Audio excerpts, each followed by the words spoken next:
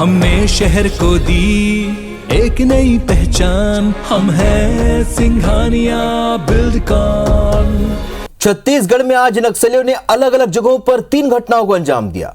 3 तस्वीर हम आपको दिखाते हैं। पहली तस्वीर बीजापुर से है, जहां नक्सलियों के साथ मुठभेड़ में 4 जवान घायल हो गए। दूसरी तस्वीर सुकमा से है, जहां पर नक्सलियों ने मुखबिरी के शक में एक ग्रामीण की हत्या कर दी। तीसरी तस्वीर दंतेवाड़ा से है, जहां नक्सलियों ने वाहनों में आगजनी की। तो ये 3 तस्वीर देख रहे हैं आज किस तरीके से नक्सलियों ने वारदात को अंजाम दिया है।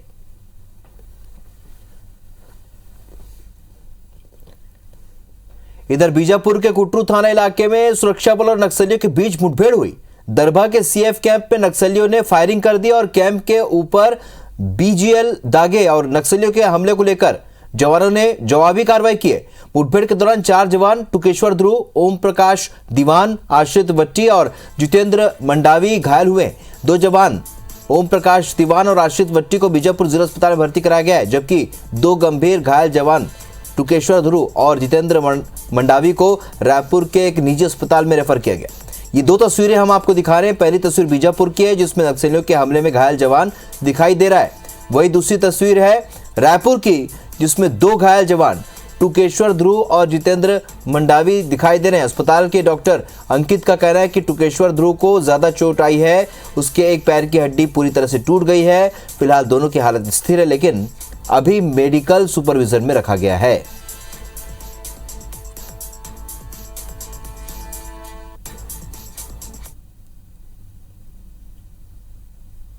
ब्लास्ट के कारण दोनों की हालत अभी वैसे स्टेबल है, लेकिन उसमें से एक को छोटे छोटे छुरे घुसने के कारण कहीं सारी चोट लगी है।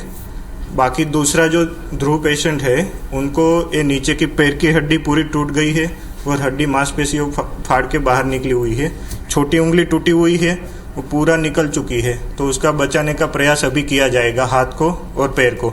बाकी कंडीशन अभी स्टेबल दिख रही है। इधर लंबे समय बाद दंतेवाड़ा में नक्सलियों ने एक बार फिर उत्पात मचाया है। नक्सलियों ने बारसूर थाना क्षेत्र के मांगनार गांव में 4 डोजर वाहनों को आग के हवाले कर दिया। रविवार देर शाम जब कर्मचारी काम खत्म करके वापस लौटने की तैयारी कर रहे थे, इसी दौरान हथियारबंद नक्सलियों ने कर्मचारियों को धमकी देते हुए 4 वाहनों में आग लगा दी। अन्य गाड़ियों के चालकों ने किसी तरह दूसरी गाड़ियों को वहां से निकाला और गीदम थाने लाकर खड़ा कर दिया। एसपी सिद्धार्थ तिवारी ने बताया कि मना करने के बाद भी ठेकेदार ने बिना सुरक्षा के ही काम शुरू किया था। जनवरी में ठेकेदार को बिना सुरक्षा काम नहीं करने की सख्त हिदायत दी गई थी। सूचना मिली है, उसके अंदर 4 ट्रैक्टर नक्सलियों के द्वारा जलाए गए हैं। इसके अंदर पूर्व में भी ठेकेदार को सुरक्षा लेकर ही काम करने के लिए निर्देशित किया गया था, परंतु उन्होंने लिखित में ये बताया कि वो बिना सुरक्षा के काम करना चाहते थे। इधर बीजापुर के मंगापेटा और बरगापारा के बीच आगजनी की घटना में शामिल 9 नक्सलियों को गिरफ्तार किया गया है, कि उसमें से एक नाबालिग भी शामिल है। कुटरू थाना पुलिस और डीआरजी के जवानों ने संयुक्त कार्रवाई की। वहीं गिरफ्तार नक्सलियों को कोर्ट ले जाते वक्त उनके परिजन ने थाना परिसर में घुसकर वाहन को रोकने की कोशिश की।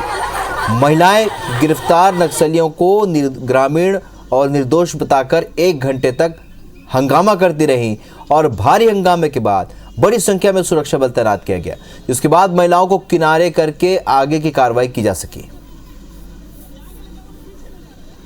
थाना कुटरू क्षेत्र के अंतर्गत नक्सली अपराध के मामलों में 9 आरोपियों की गिरफ्तारी की गई थी। इसके संबंध में आगे जो भी कार्रवाई है, उनके परिजनों को समझाइश दी गई कि आप वैधानिक तरीके से कार्रवाई करें और उनके जमानत के लिए और आगे अग्रिम जो भी कार्रवाई है वो न्यायालय से हो पाएगी।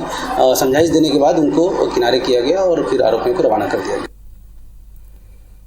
तो आज नक्सलियों ने कई बड़ी घटनाओं को अंजाम दिया है और ऐसे में लगातार अब एक बार फिर फोर्स के सामने चुनौती खड़ी हो रही है, पुलिस के सामने चुनौती खड़ी हो रही है।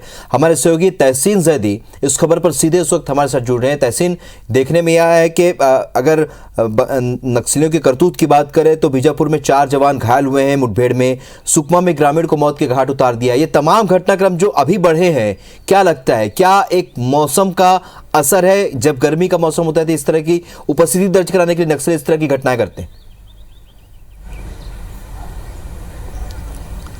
देखिए, ये बिल्कुल सही कहा आपने कि ये जो गर्मी का जो मौसम होता है उसमें ये जो नक्सली हैं ये वारदातों को अंजाम देते हैं। और खासतौर से अब जिस तरीके से अप्रैल माह शुरू हुआ है तो अब इन लोगों की जो दस्तक देने की यहाँ पे उन्होंने कोशिश यहाँ पे की है।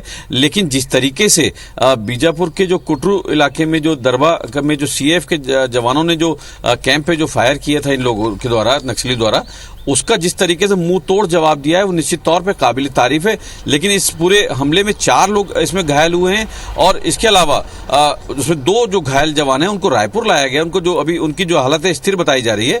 और इसके अलावा दंतेवाड़ा में भी इनके द्वारा वारदात की गई है। उसके अलावा अगर बात करें बीजापुर में भी नक्सली गिरफ्तार हुए और एक जो मुखबिरी के शक में उनकी हत्या कर दी गई ग्रामीण की। तो कुल मिला के ये कह सकते हैं कि ये इन लोगों की बौखलाहट का नतीजा है जो जानकारी बताते हैं।